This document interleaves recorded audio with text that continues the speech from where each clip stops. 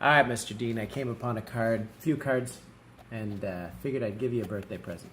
Here we go. A couple of weeks ago, Gail approached me and asked me to do a TED-type discussion on Lawrence. Why a TED Talk, you might ask? Well, this is something that Mr. Dean wants to do on a regular basis. Get together to give and listen to TED-type talks.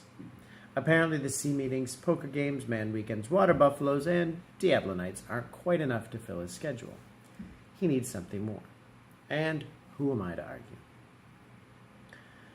I've never been one to shy away from something new, so I say, let the talks begin. And what better way to begin than with Lawrence?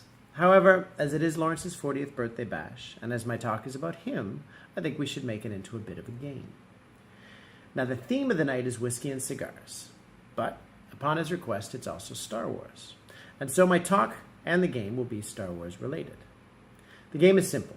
Number one, if you read or hear a line or part of a line from a Star Wars movie, shout out Mos Eisley.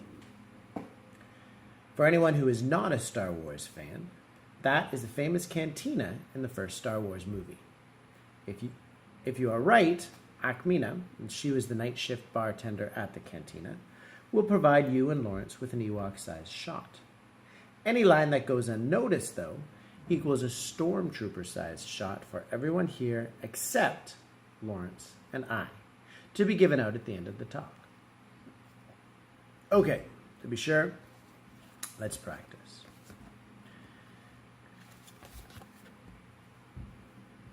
All right, you understand the first part of the movie. First part of the game, sorry. Now the second part may be a little bit easier or a little bit harder. Both can be true from a certain point of view. But hold up a minute, Ackmina. This is where the second part comes in. And there may be one or two Star Wars quotes flying at you. So it's only fair to give Lawrence a fighting chance. Odds are that one of you will recognize the quote. Now I can almost hear Lawrence muttering to himself, "Never tell me the odds." So I won't. But in order to make that scruffy-looking nerf herder drink his 1, 2, 3 shots, you must also tell me who is responsible for the quote. So starting with the first, yes it was Ben Kenobi. And the second, absolutely, the odds are Han Solo. And the third, you are right, scruffy looking nerf herder was Princess Leia. Ackmina, you can set him up, we can get started. It actually was not so long ago in a community not so far away that I had the pleasure of meeting the Deans. Back then, of course, they were the Dean and the D'Souza. It was apparent from the start that Lawrence was the more pensive of the two. While Scott, Gail, and I were chattering away at the bar the first night, Lawrence sat solemnly in the corner, brooding, contemplating, trying desperately to decide if these two drunken freaks were, in fact, the friends they were looking for. And I'm happy to say they were. Well, two of them at least. The contemplative side to Lawrence had to have come from somewhere, and I have heard it said that that's just the way of the Deans. As if he was destined to become this wise old Jedi that many of us turn to for advice, reflection, or simply a good argument. And that's possible. However, I believe that there's much more to the story than hereditary. Nurture must have something to do with it, right? A very faith-driven moral upbringing has to have helped shape Lawrence into the man he is today. Correct? Well, maybe. But what if it was something else altogether? What if it was a phenomenon that goes much deeper, stretches farther than just family and genetics? What if it was something that was born and nurtured in a galaxy far, far away? What if it was Star Wars?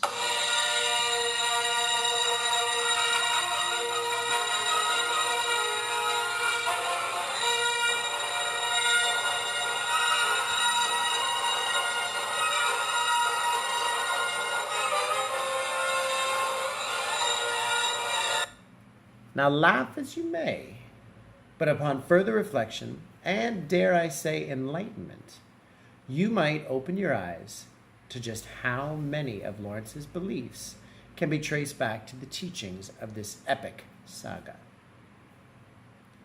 Mom, you said that the biggest problem in the universe is no one helps each other. That's right. Young Anakin Skywalker said this to his mother when talking about how he should help his new friends. Mankind in general seems to lack motivation to help one another without reason or cause. Altruistic love seems to be a dying trait. Luckily, there are places and pockets where such love exists. Take here, for example. For Lawrence, it's never been about the who, the what, the when, or the why. It's always about the how he can help.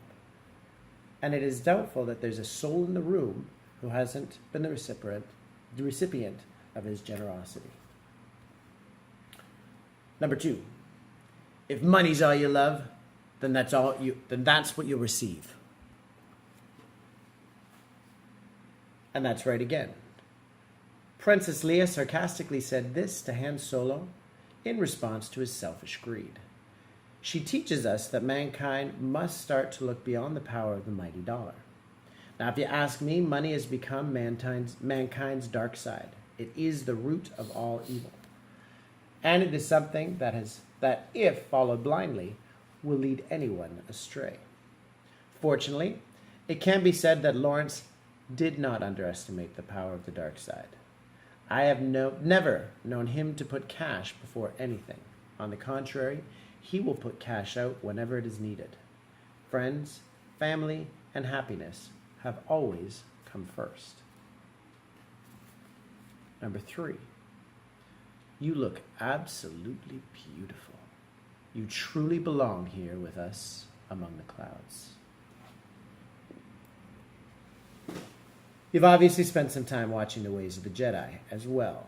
It was Lando Calrissian talking to Princess Leia upon meeting her for the first time.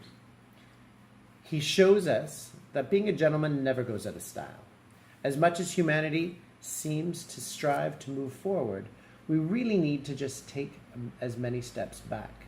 We need to return to the days of holding doors open, pulling out and pushing in chairs, and regularly handing out compliments for the sole purpose of letting a woman know that she is beautiful.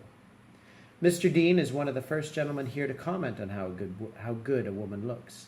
He is quick to pull out a chair and open a door, and his Jedi powers are keen to detect when a woman's glass sits empty. He is as smooth as they come. Number 4, bring 'em on. I prefer a straight fight to all this sneaking around. Correct again. Han Solo taught us that beating around the bush is never the way to go. It's better to be direct with anything you have to say. Of course, if people disagree, which is an inevitable certainty, it is important that you're willing and able to defend your argument.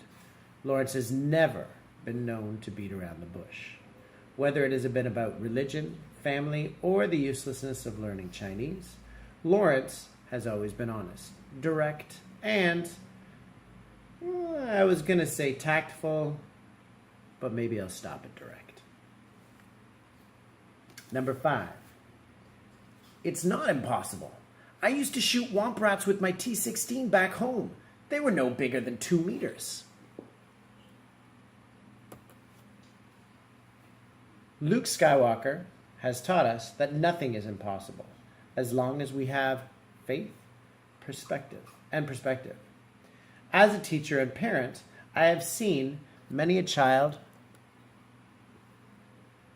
give up before they have begun to try. That, unfortunately, seems to be the way of today.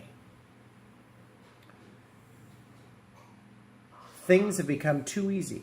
We have too many gadgets, devices, programs, and apps. The fact is, kids give up, not because they're too difficult, but because we have made them too easy. We need to stop coddling and enabling our youth and sit back and just watch. We need to start teaching and encouraging them to take charge and just do. I have seen Lawrence with both his girls, and he has obviously taught them just as he has learned to do. Number 6. Do or do not. There is no try. Yoda said this to Luke as he was training him to become a Jedi. This lesson seems to follow from our last. Once we start to believe in our ability, we must never give up. Success is never an easy battle to be won. Not true success, anyways. Having a goal isn't enough. We need to realize that failure is part of the process. It's something that has to happen before we can succeed. If we let these failures stop us from thriving and achieving, then we may as well do not. Lawrence started teaching in the trenches of Hess and has moved forward to the director of Pumpkin. He has seen the school grow into a monster. I am confident when I say, however, that he is doing. He is nowhere near done. Number 7. I suggest a new strategy, R2. Let the Wookiee win. Another winner. Yep, C-3PO said this to R2-D2 when he was playing chess with Chewbacca on the Millennium Falcon. C-3PO expressed the importance of knowing when to fight and when to concede. Not every battle is won is a victory, and not every battle lost is a defeat. As the gambler has said on many occasions, you've got to know when to hold 'em and know when to fold 'em. With his princess, Lawrence usually concedes. And in the end, he always wins. And number 8, he will learn patience. Was I any different when you taught me? Yes, you are right.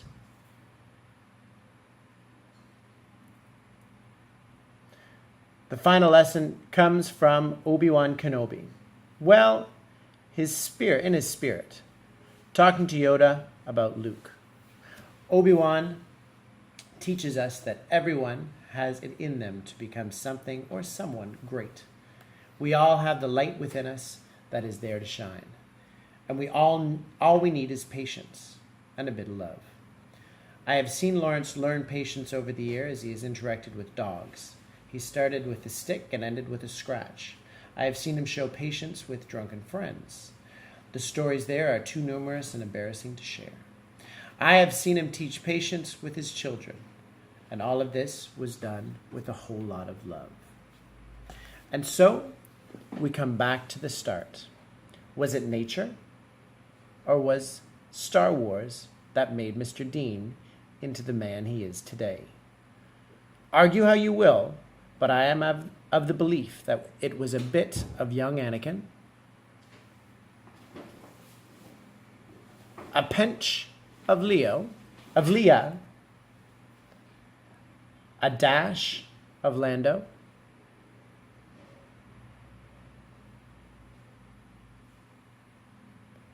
a hint of Han, a slice of Luke, a dollop of Yoda, and a smidge of C-3PO,